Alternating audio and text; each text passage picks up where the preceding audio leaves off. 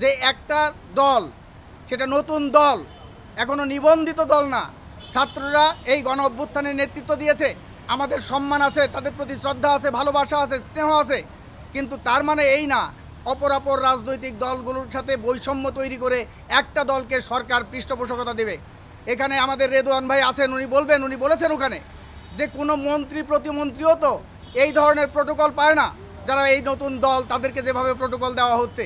এখন অন্য কোনো রাজনৈতিক দল সভা সমাবেশ করতে গেলে তাদেরকে কি তারা ওই এপিসি দিয়া, সেনাবাহিনী তাদেরকে দিয়া, ইতিমধ্যেই যে সোশ্যাল মিডিয়া পত্রপত্রিকায় খবর বেরিয়েছে, তাদের এই গোপালগঞ্জের প্রোগ্রাম করতে, কক্সবাজারের প্রোগ্রাম করতে সেনাবাহিনীর রাষ্ট্রের ৮ কোটি টাকা খরচ হয়েছে, যেখানে প্রধানমন্ত্রীর জন্যে 21 লাখ, রাষ্ট্রপতির জন্যে সেখানে 25-30 লক্ষ টাকা সেখানে খরচ হয়, তাদের পিছনে 8 কোটি টাকা খরচ হয়েছে। রাষ্ট্রের এবং জনগণের টাকা এইভাবে খরচ করার অধিকার এই সরকারকে কেউ দেয় নাই। আমরা সেটার বিরোধিতা করছি এবং তারা পক্ষপাতমূলক যে আচরণ করছে সেই আচরণেরও আমরা নিন্দা জানিয়েছি।